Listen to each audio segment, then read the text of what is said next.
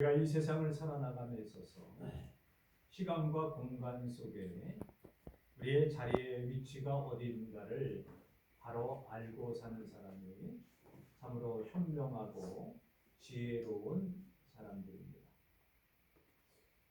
우리는 과거, 현재, 미래라고 하는 속에서 현재에 살고 있습니다.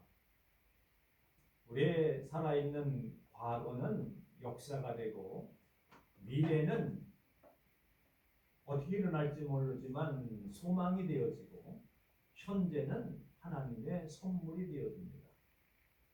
이 현재라고 하는 하나님의 선물을 주어진 이 시간에 얼마나 충실하게 자기 자신을 갖고 나가고 하나님과의 관계를 설정해 나가고 이웃과의 사이를 가깝게 하며 화평하고 화목하고 서로 이해하고 용서하고 협력하여서 나라를 세우고 가정을 세우고 교회를 세우고 나 자신을 바로 세우는 것이 아주 우리에게 있어서 신앙생활에 있어서 중요한 하나의 위치라고 할 수가 있습니다. 그러기 위해서는 목표가 분명해야 됩니다. 인생에 있어서 목적적 삶이 희미하면은 모든 것들이 무너지게 되어집니다. 우리 그리스도인에게 있어서 인생의 목표와 우리가 나갈 방향이 어디 있습니까? 우리가 로마서 우리가 본문에 읽어 나온 것처럼 하나님의 영광을 위해서 그리스도를 위하여서 천국을 향하여서 하나님을 기쁘시게 하는 생활, 하나님과의 관계를 잘 이루어 나가는 것. 그러게 인생의 목표는 하나님 앞에 영광을 돌리는 것이다라고 하는 분명한 목적의식이 있으면은 우리의 신앙이 어떤 어려움과 고난 가운데서 이겨내고 극복해 나가고 승리해 나갈 수 있는 원동력이 되어집니다. 내가 어느 목표를 하나 설정했어요. 그 목표를 이루기 위해서는 많은 실패도 있고 고난도 있고 어려움도 있고 그리고 감당할 수 없을 만큼의 신체적으로나 정신적으로나 압박이 오게 됩니다. 그러나 목표가 있으면은 그것을 능히 이겨낼 수 있는 힘과 에너지와 능력을 던지고 나갈 수가 있습니다. 사람에게 있어서 목표가 없는 것처럼 참으로 힘든 것이 없어요. 내가 왜 사냐? 내가 앞으로 무엇을 할 것? 그러면 나약해지고 무기력하고 포기하게 되어지고 절망하게 되어지고 주저앉게 되어집니다. 의욕이 상실되어집니다. 뭘 하고 싶어도 뭘 할 목적이 있어야 하죠. 우리의 인생에 있어서 목표는 오늘 성경에 나온 하나님의 나라와 의를 구하고 하나님을 기쁘시게 해드리고 하나님 그리스도 성령 안에서 하나님 나라를 구하게 되어질 때에 우리의 관심사가 달라지게 됩니다. 우리의 목적이라고 하는 속에는 우리의 관심사입니다. 우리의 시선입니다. 우리의 방향입니다. 우리의 추구하는 우리의 소원입니다. 그래서 전에 그런 얘기들이 있어요. 목표를 세우려면 크게 세우라. 그 목표에 이르지 못하면 그 밑에까지라도 가지 않겠느냐. 끊임없는 실패와 실수와 어려움을 겪어가면서도 이겨내며 살아나가게 됩니다. 우리 인생도 마찬가지입니다. 연세들이 많으시면은 그렇게 특별하게 내가 뭘 해야 되겠다 이런 것들이 별로 많지가 않습니다. 어떻게 잘 인생을 마무리할 것인가 여기에 관심이 있습니다만 내가 앞으로 무슨 사업을 해서 무슨 목표를 세가지고 뭘 이루어나가겠다 이런 것들이 그렇게 상황도 그렇지만 그런 것들이 이루어나가기 어려울 때가 있습니다. 그러나 이 세상의 목표를 두면은 그래요. 그러나 하나님 나라의 목표를 두고 우리의 나가는 길이 그 길이라고 하는 것을 분명히 알고 그 길을 꾸준히 끈기 있게 인내하면서 나가야 합니다. 이제 믿음으로 사는 삶이 어떤 삶이냐라고 하는 것을 몇 주간에 걸쳐서 말씀을 드렸습니다. 비난하지 말라, 뭐 하나님을 전적으로 섬기는 생활하라, 하나님의 나라와 의를 구하라. 그리고 의를 세우고 화평과 그리고 기쁨으로 살아라. 여기까지 말씀드렸습니다. 그럼 우리가 어떻게 믿음으로 사는 삶을 살아나가야 될 것인가? 라고 하는 것을 보면은 하나님을 섬기는 사람은 하나님을 기쁘시게 하며 사람에게도 인정을 칭찬을 받는다. 일석이조라고 하는 말이 있죠. 돌 하나 던져서 뭐 2조? 두 마리의 새를 잡는다. 하나님을 잘 섬기게 되어지면 하나님을 기쁘게 해드리게 되어지면은 사람과의 관계에 있어서도 인정을 받고 칭찬을 받고 자기의 존재 가치를 드러나게 되어진다라고 하는 것이에요. 믿음으로 산다라고 하는 건 믿음이 뭡니까? 믿음이 뭡니까? 우리가 전에는 믿음은 하나님을 붙잡는 거다. 붙잡는. 하나님께 모든 것을 맡기는 거다. 전적으로 나 자신을 하나님께 맡기는 거다. 의지하는 거다.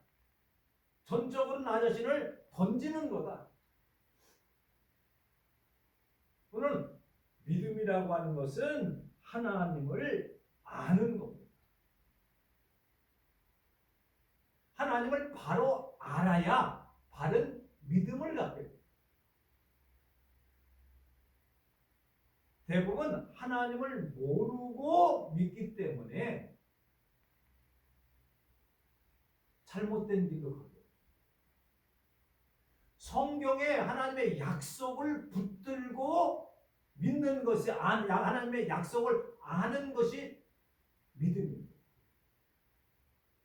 하나님의 약속을 모르고 무조건 믿습니다 하고 따라나가게 되는 잘못된 길로 가게 되어지고 오지 때문에 오지는 것은 잘못 안다는 거죠. 무지 때문에 망지 때문에 망할 지식 때문에 우상을 숭배하면서도 그것이 하나님을 섬긴다라고 착각을 하는 경우가 많아요. 우리가 믿습니다 하는 것은 내가 생각하고 내가 추구하고 내가 바라는 것을 믿습니다가 믿는 게 그것 믿음이 아닙니다. 잘못된 믿음입니다. 그럼 내가 믿습니다라고 하고 믿음을 갖는 것은 뭐예요? 하나님을 알고 하나님의 약속을 믿는 것이 믿음입니다. 그러니까 성경을 믿지 않고 무조건 믿습니다 그러면 잘못된 믿음을 갖게 되죠.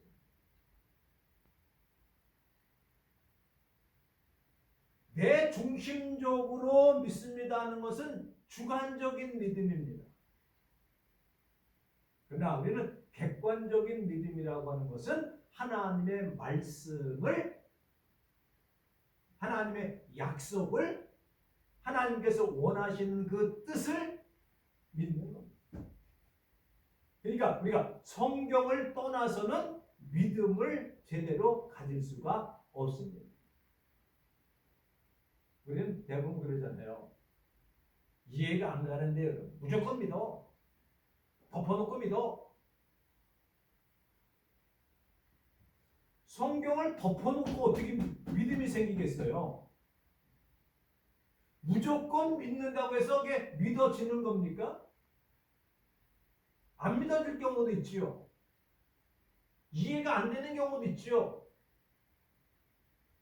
그럴 때는 하나님의 약속을 펴놓고 하나님의 말씀을 펴놓고 기도하면서 하나님께 이 뜻이 무엇입니까? 라고 물어보면서 깨달아질 때에 믿음이 생깁니다. 그래서 믿음이라고 하는 것은 하나님을 보는 지식의 눈을 통하여서 믿음이 생기게 되었습니다. 믿음이라는 것은 하나님을 아는 것이라고 했습니다. 하나님의 약속, 하나님의 약속을 미래적으로 소유하는 것이 믿음입니다. 미래적으로 소유한다는 것은 믿음은 바라는 것들의 실상이요 보지 못하는 것들의 증거라고 했지 않습니까? 바라는 것들이 딱 눈에 있는 거예요. 우리 하나님께서 우리에게 보여주신 그 약속이 우리 눈에 딱 들어오는 거예요. 그래 믿어지는 거예요.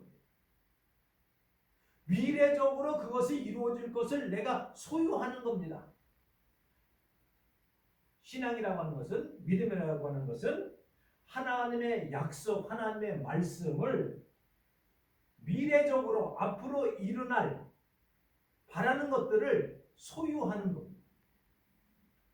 그리고 그 믿는 그 약속을 끝까지 믿고 나갈 때에 그것이 반드시 실상으로 나타나는 것으로 믿게 되어진 것이 믿음입니다. 우리가 이 믿음에 대해서 얘기할 때에 주권적인 믿음입니다. 주권적인 신앙이라고 하는 것이 소중합니다. 특별히 요셉 같은 경우에는요. 어린아이였을 때에 꿈을 꾸지 않습니까? 형님들의 단이 자기한테 절하는 거예요. 해와 달과 별들이 자기한테 절하는 꿈을 꿨죠. 이게 과연 이루어질 겁니까?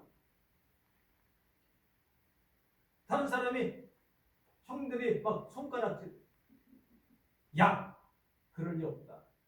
한번 그렇게 되나 한번 볼까? 내가 우리들이 팔아버리면 너한테 절할 수 있을 것 같아? 종이로 되는데? 꿈을 보여줬어요.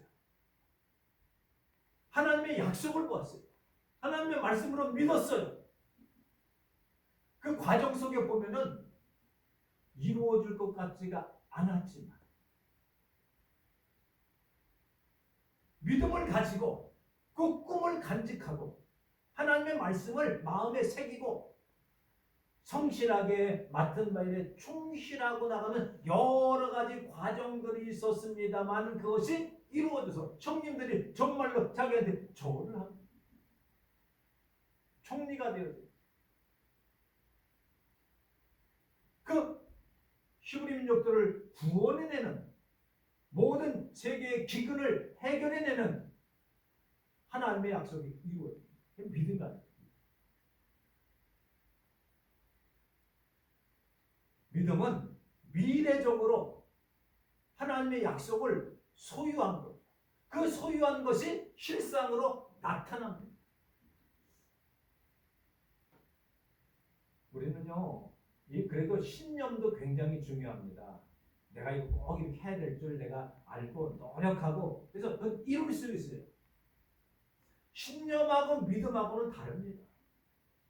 신념은 자기가 믿고 그것을 이루어나가기 위해서 막 노력해서 이루어지는 것이 신념이라고 하면은 믿음이라고 하는 것은 중심이 기초가 어디 기본이 근본이 어디냐 하나님께 있는 거예요. 그래서 믿음은 하나님의 선물이라고 하지 않습니까? 선물. 그래서 선물을 받은 것을 이루어나가는 거죠. 신념은 뭡니까? 내가 그렇게 해야 된다라고 하는 나 자신의 마음의 다짐이 이루어질 때 신념대로 된다라고 얘기하지만 믿음이라고 하는 것은 내가 그렇게 막 이런 게 아니라 하나님의 약속을 믿고 나갈 때 이루어지는 것이 믿음입니다. 그래서 믿음이라고 하는 것은 어떻습니까? 불가능한 가능해요. 어떤 유명한 신학자가 얘기했는데 불가능하지만 가능하게 되어지는 것이 믿음입니다. 어떻게 보면 믿음은요 기적이에요. 기적. 우리가 살아있는 이 현실도 하나님의 선물로 주셨어요. 이 현실 속에서 앞으로 날 꿈, 약속을 믿고 따라 나가게 될 때에 현실에 있어서 충실하게 하나님과의 관계를 맺어져 나가면서 순종하고 따라 나가고 겸손하게 따라 나갈 때에 그 약속이, 그 믿음이 이루어집니다.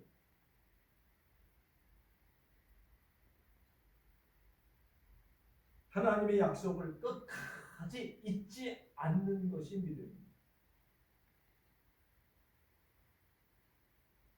이 믿음을 가지고 살아나갈 때에 그냥 순차적으로 착착착착착착 잘 되는 게 아니에요. 일사천리로 그것이 그 하나님의 약속이 쭉 이루어지는 게 아니에요. 어떻습니까?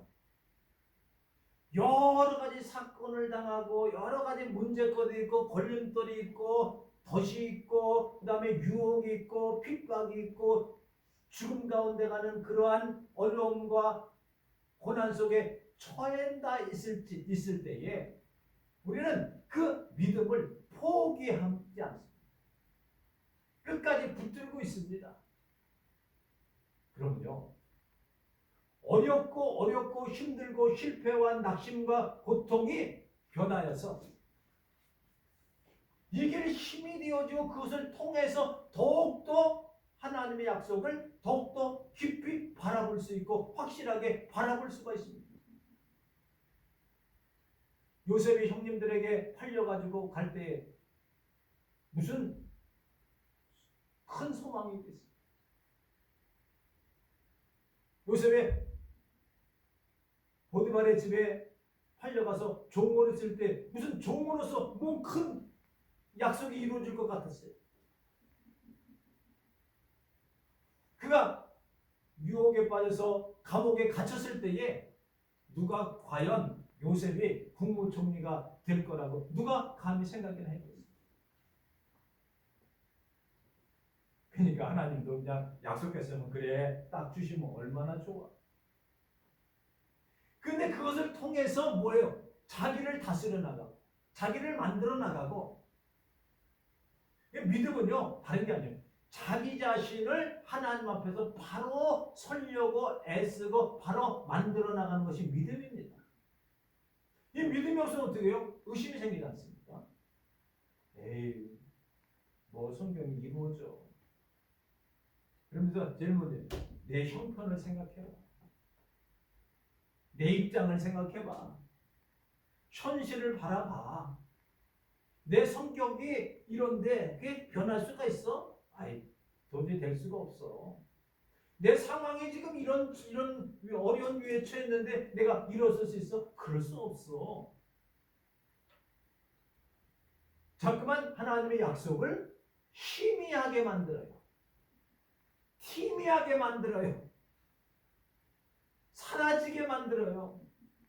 안개 속처럼 막막하게 만들어요.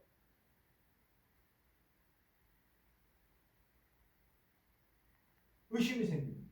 의심은 안개와 같은 앞에 뭐가 있는지 몰라. 낭떠러지가 있는지도 몰라. 죽음인지도 몰라. 왜? 안개가 가득 차서. 판단력이 흐려집니다. 맡길 수가 없습니다. 우왕좌왕합니다. 흔들흔들거립니다. 왜? 의심이 생깁니다. 확신이 없는데 어디 가겠어요?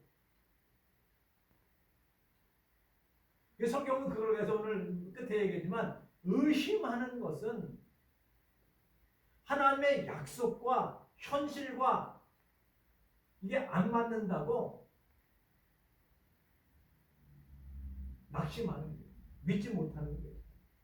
불신앙이에요. 믿지 못하는 불신앙이에요. 믿어지질 않아. 믿음이 없는데 무슨 기적이 일어납니까? 기적은요, 믿을 때 일어나는 거예요. 순간순간 믿을 때에 기적이 일어나는 거예요. 다른 게 아니에요. 의심하고 어떻게 이게 이루어졌다 하더라도, 의심하다가 그게 이루어져서, 그걸 감사나 하겠어요? 그럼 뭐예요? 우연히 된 거다. 어쩌다 보니까 된 거다. 내가 열심히 노력해서 된 게. 다른 사람이 실수해서 내가 이긴 거다. 뭐 이런 식의 얘기가 될 거 아닙니까? 그러나 하나님의 약속을 그게 뭐래요? 잘못된 거예요. 또 한 가지 뭡니까? 내가 믿는 것과 행하지 않는 것은 뭐예요? 잘못됐다. 죄라고 합니다. 믿습니다, 믿습니다 하는 것과 그리고 그건 그거고 이건 이거다 라고 행함과 믿음이 분리될 때에 그것을 엄밀하게 따지면은 죄라고 할 수 있어요. 그게 뭐가 죄가 될 수 있느냐? 왜 죄라고 하니까 좀 마음이 무겁습니까? 뭡니까? 내가 추구하고 내가 목적하고 이것만 자꾸만 하지만서도 하나님의 뜻은 다르게 있어요. 이 갈등 관계가 자꾸만 생겨요. 갈등 관계. 그러면 의심이 생겨요. 왜? 하나님께서 더 좋은 거 주신다. 난 이걸 원해. 왜 이걸 안 주셔? 갈등이 생겨. 그러니까 믿음은 하나님의 약속을 바로 알고 순종하고 미래적인 것을 소유하고 끝까지 그 믿음 가운데 순종하고 따라 나갈 때에 그것이 어떠한 어려움과 고난 속에서 있을지라도 그것을 이겨나가고 꿈을 잃지 아니할 때에 그 꿈이 바로 온전히 실현되어진다는 것입니다. 그래서 오늘 성경에 그러므로 너희들이 이제는 어떻게 살아야 되느냐? 믿음으로 살아라. 믿음으로 살지 않냐면요 어떤 결과가 나냐면은 다른 사람을 정죄해요. 나에게 맞지 않으면은 하나님과 뜻과 상관없이 넌 잘못됐어, 넌 잘못됐어 이렇게 치부해버리고 말아요. 그렇게 살지 말라. 믿음으로 살라. 또 한 가지는 이런 것이 너희가 화평의 일을 하고 덕을 세우는 일을 하라 이렇게 말하고 있어요. 오늘 본문의 말씀을 보면 19절에 그러므로 우리가 화평의 일과 서로 덕을 세우는 일에 힘쓰나니 덕을 세운다라고 하는 것은 건설한다라고 합니다. 우리가 건축하는 일을 따라갑시다, 추구합시다 라고 하는 말도 있고 사이좋게 지면 뜻을 모아 서로 격려하면서 바로 세워나간다. 바로 세워는 건축한다는 뜻이 덕을 세운다는 뜻이에요. 그것은 힘을 모아 격려하는 거고 그 자체로 인하여서 많은 사람들이 무너지지 않게 신앙을 바로 세우게 이게 바로 세우는 것이 중요합니다. 우리의 사람도 이 허리가 바로 세워져요. 이게 무너지면 다 무너지게. 건축도 바로 세워야 됩니다. 삐뚤어대면 무너지게 돼요. 기초도 바르게 세워야 됩니다. 덕을 세우는 일이라 그것은 다른 사람을 무너뜨리게 하지 말아라. 다른 사람을 실망하게 하지 말아라. 다른 사람을 멸시해서 그로 하여금 넘어지게 하지 말아라. 이거 세워주는 것이 굉장히 중요합니다.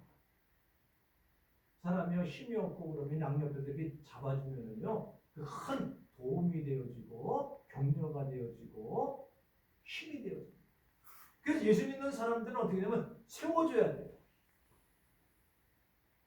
먼저 자기가 보여줘야 돼요. 선한 것들, 좋은 것들을 보여주라고 합니다. 그래서 건축을 잘해라고 합니다. 이것은 몸뚱아리뿐만 아니라 집도 그렇고 신앙도 그렇고 역사도 그렇고 모든 분야에 있어서 예수님은 바로 세우기 운동, 바로 세우기.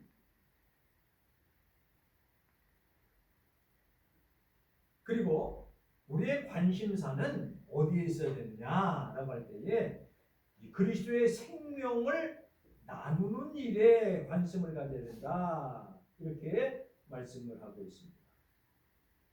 그래서 우리의 관심사는 예수 그리스도의 생명을 세우고 사랑의 교제를 이루어나가는 데 있어서 반대되어지고 걸림돌이 되는 것을 제거하라고 합니다. 걸림돌이 되는 그것들을 제거하라고 하는 것입니다.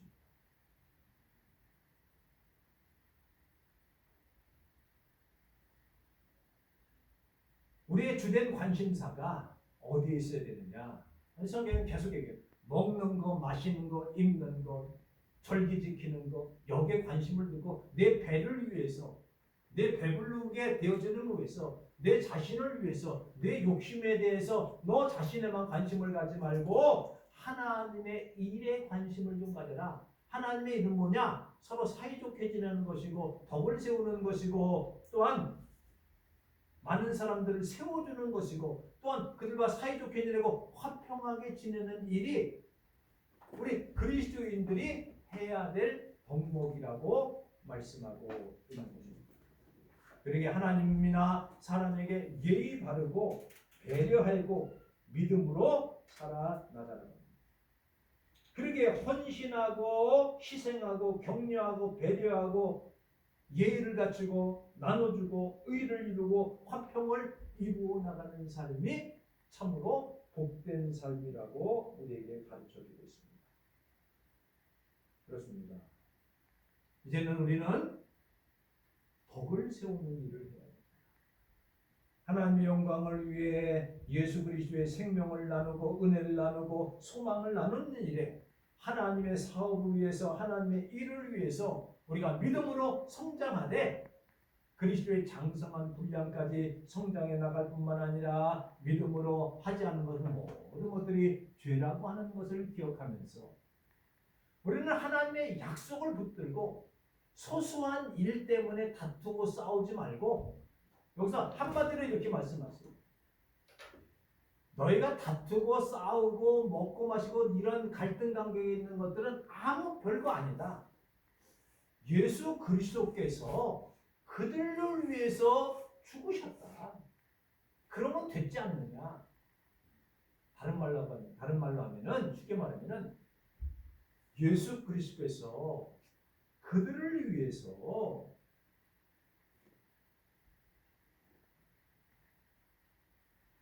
대신하여 죽으신 형제들이다. 용서를 다 해주신 사람들이다. 내가 잘났다고, 내가 옳다고, 내가 뛰어나다고 얘기하지만 너도 역시 죄인이었었고 너도 역시 연약한 자였었고 예수 그리스도의 십자가 앞에서 다투지 말라는 거예요. 잘났다고, 좀 크다고, 좀 높다고, 좀 많이 가졌다고 다투지 마. 오히려 그리스도인의 신앙생활은 희생하고 용서하고 배려하고 덮어주고 화평을 서로 사이좋게 지나고 서로 세워주고 서로 격려해주고 배려해주고 안아주고 감싸주고 왜? 누구 때문에요? 예수님께서 그렇게 하신 것처럼 너희도 그렇게 하라는 거예요. 믿음이 다른 게 아닙니다. 예수님의 말씀, 하나님의 말씀을 따라서 순종해 나가는 건 믿음이에요. 액면 그대로 받아들이는 건 믿음이에요. 그 지식을 아는 것이 믿음이에요. 하나님을 알고 하나님의 약속을 믿고 따라 나가라는 거예요. 그렇지 않으면은 허물이 되어지고 잘못이 되고 죄가 된다. 오늘 본문의 말씀을 통하여서 우리의 목표는 하나님 영광을 위한 것이고 하나님 나라와 의를 구하는 것이고 하나님 나라에는 평강과 기쁨과 그리고 세움이 있는 것이고 그러기 위해서 우리 믿는 사람들이 이웃을 위해서 희생하고 봉사하고 덮어주고 이해하고 배려하고 격려하고 헌신하고 덕을 세우고 하나님의 말씀대로 순종하는 삶이 참으로 믿는 자의 삶이라고 사도 바울은 우리에게 가르쳐주고 있습니다. 기도하시겠습니다. 하나님 아버지, 은혜와 사랑을 감사합니다. 우리가 하나님의 나라에 관심을 갖게 하시며 예수 그리스도의 생명을 나누고 사랑을 나누고 은혜를 나누는 데 관심을 갖게 하십니다. 하나님의 일인 하늘나라에 보물을 쌓아놓고 연약한 자를 돌보며 그리스도의 장성한 분량까지 성장하며 이스라엘 잃어버린 양을 찾는 하나님의 사업을 성취하도록 우리가 힘쓰고 하나님과 사람에게 예의를 바르게 하고 배려를 할 뿐만 아니라 믿음으로 이루어 나가되 하나님이 계신 것과 하나님께 가까이 가는 자에게 상 주심을 믿는 믿음을 가지고 한 주간 동안도 존중하고 이해하고 용서하고 믿음으로 살기를 원하는 우리 모두가 되어지기를 소원하며 주 예수 그리스도의 이름으로 기도 올리옵나이다.